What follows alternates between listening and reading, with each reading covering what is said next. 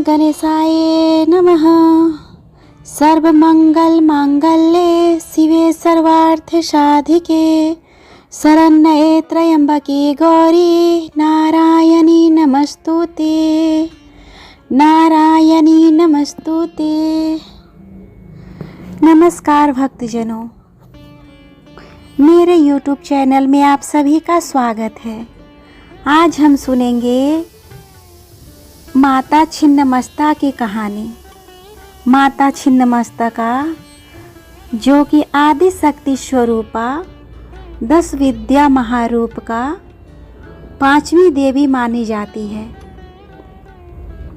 हम जानेंगे कि 10 महाविद्या स्वरूप 5वीं देवी माता छिन्नमस्ता का स्वरूप कैसा है, उनका प्रादुर्भाव और प्राकट्य कैसे हुआ, वे कैसी शक्तियों की स्वामिनी है तथा वो कैसे अपने भक्तजनों के, अपने उपासक के दुखों को, कष्टों को, परेशानियों को क्षण भर में समाप्त कर देती है। माता छिन्नमस्ता कैसे अपने भक्त को इच्छा पूर्ति के लिए अपना सर तक को काट लेती है।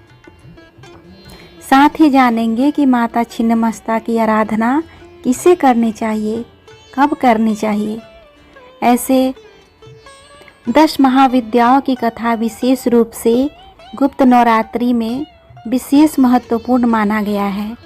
इसमें अगर माता की कथा श्रवण भी कर लिया जाए तो इससे भक्तों को विशेष फल की प्राप्ति होती है और माता छिन्नमस्ता का कृपा प्राप्त होता है, क्योंकि ये महाशक्ति है, आदि शक्ति है।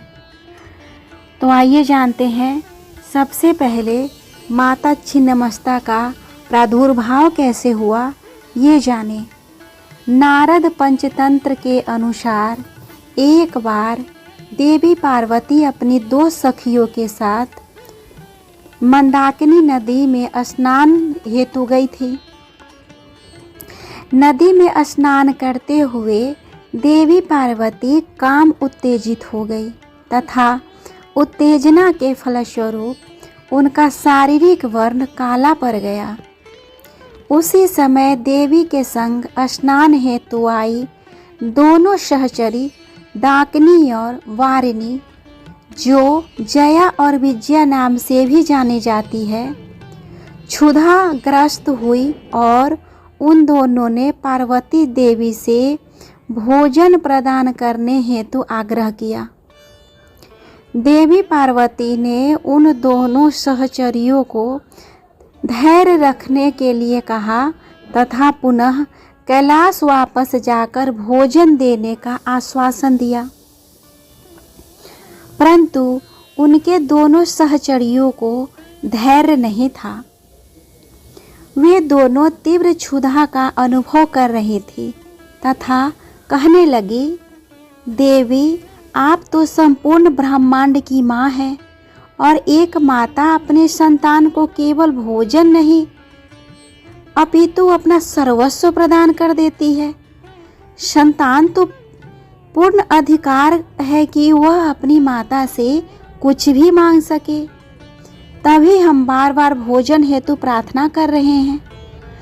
आप दया के लिए संपूर्ण जगत में विख्यात है। परिणाम स्वरूप देवी को उन्हें भोजन प्रदान करना चाहिए। सहचरियों द्वारा इस प्रकार दारुण प्रार्थना करने पर देवी पार्वती ने उनकी क्षुधा निवारण हेतु अपने खड्ग से अपने मस्तक को काट दिया। तदंतर देवी के गले से रक्त की 3 धारा निकली। एक धार से उन्होंने स्वयं रक्तपान किया तथा अन्य 2 धाराएं अपने सहचरियों को पान करने हेतु प्रदान किया। इस प्रकार देवी ने स्वयं को बलिदान देकर अपने सहचरियों के क्षुधा का निवारण किया। देवी छिन्नमस्ता के उत्पत्ति से संबंधित एक और कथा प्राप्त होती है, जो समुद्र मंथन के समय से संबंधित है। एक बार देवताओं और राक्षसों ने अमृत तथा अन्य प्रकार के नाना रत्नों के प्राप्ति हेतु समुद्र मंथन किया। देवताओं और राक्षसों दोनों नाना रत्न प्राप्त कर शक्तिशाली बनना चाहते थे। सभी रत्नों में अमृत ही सर्वाधिक महत्वपूर्ण रत्न था, जिसे प्राप्त कर अमरत्व प्राप्त हेतु देव तथा दानव समुद्र मंथन कर रहे थे। समुद्र मंथन से कुल 16 प्रकार के रत्न प्राप्त हुए।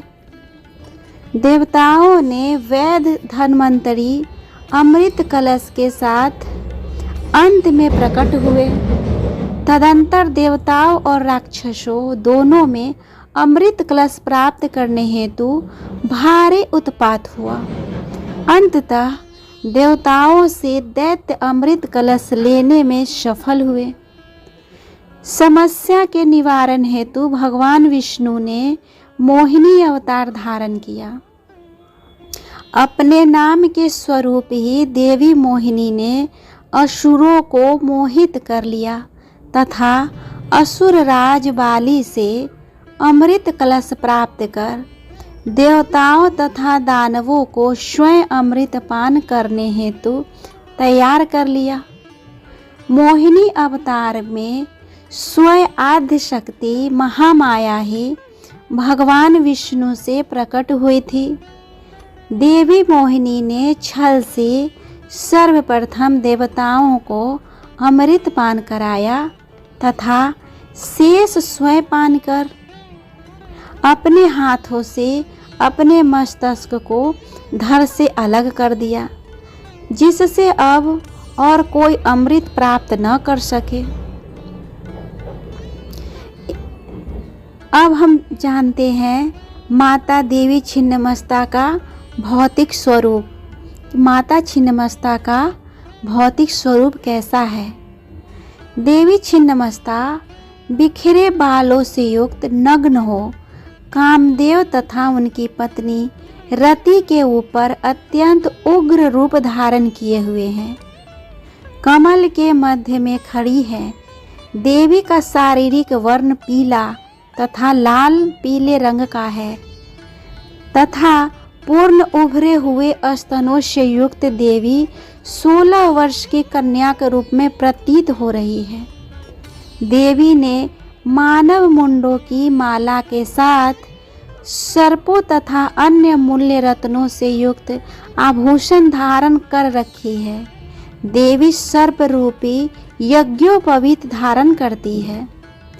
देवी मस्तक पर अमूल्य रत्नों से युक्त मुकुट तथा अर्धचंद्र धारण करती है। 3 नेत्र से युक्त है। देवी छिन्नमस्ता के दाहिने हाथ में स्वयं का कटा हुआ मस्तक रखा हुआ है और उन्होंने स्वयं अपने खड्ग से काटा है तथा बाएं हाथ में वह खड्ग धारण करती है जिससे उन्होंने अपना मस्तक काटा है। देवी के कटे हुए गर्दन से रक्त के 3 धार निकल रही है। एक धार से देवी स्वयं रक्तपान कर रही है तथा अन्य 2 धाराओं से देवी की सहचरी योगिनियां रक्तपान कर रही है। दोनों योगिनियों का नाम जया और विजया या डाकनी तथा वारिणी है। देवी स्वयं तथा दोनों सहचरी योगिनियों के संग सहर्ष रक्तपान कर रही है। देवी की दोनों सहचरियां भी नग्नावस्था में खड़ी है तथा अपने हाथों में खड्ग तथा मानव खप्पड़ धारण की हुई है। देवी की सहचरी डाकनी तमोगुनी विनाश की प्राकृतिक शक्ति एवं गहरे वर्ण युक्त एक वारिणी की उपस्थिति लाल रंग तथा राजसिक गुण उत्पत्ति से संबंधित प्राकृतिक शक्ति से युक्त है। देवी अपने 2 सहचरियों के साथ अत्यंत ही भयानक उग्र स्वरूप वाली प्रतीत होती है। देवी के कारण उपस्थित महाविनाश का प्रतीक है देवी छिन्नमस्ता। इस तरह हमने जाना माता देवी का छिन्नमस्ता का भौतिक स्वरूप क्या है। जैसा कि आपने सुना भक्तजनों, माता छिन्नमस्ता का स्वरूप कितना भयावह है, लेकिन ये रूप माता अपने भक्तों की क्षुधा पूर्ति के लिए, उनकी इच्छा पूर्ति के लिए धारण किया है। अतः माता देवी के इस रूप से डरने की आवश्यकता नहीं है। अब हम जानते हैं माता छिन्नमस्ता से जुड़ी और भी प्रमुख बातें।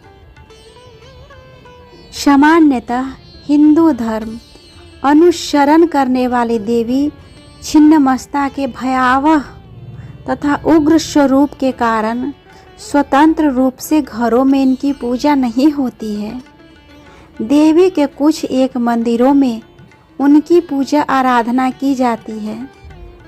देवी छिन्नमस्ता तंत्र क्रियाओं से संबंधित है तथा तांत्रिक या योगिनियों द्वारा ही यथाविधि पूजित हैं। देवी की पूजा साधना में विधि का विशेष ध्यान रखा जाता है। देवी से संबंधित एक प्राचीन मंदिर रजप्पा में है, जो भारतवर्ष के झारखंड राज्य के रामगढ़ जिले में अवस्थित है। देवी का स्वरूप अत्यंत ही गोपनीय है। इसे केवल सिद्ध साधक ही जान सकता है। देवी की साधना रात्रि काल में होती है तथा देवी का संबंध तामसी गुण से है। देवी अपना मस्तक काट कर भी जीवित है। यह उनकी महान यौगिक उपलब्धि है। योग शक्ति ही मानवों को नाना प्रकार के अलौकिक, चमत्कारिक तथा गोपनीय शक्तियों के साथ पूर्ण स्वस्थता प्रदान करती है। इस तरह हमने जाना माता छिन्नमस्ता के पूजा और साधना से संबंधित बातें। भक्तजनों, आपको मेरी यह कथा, मेरी यह जानकारी कैसा लगा, प्लीज़ कमेंट करके बताएं। और अगर अच्छा लगा हो तो मेरे वीडियो को लाइक और शेयर करें।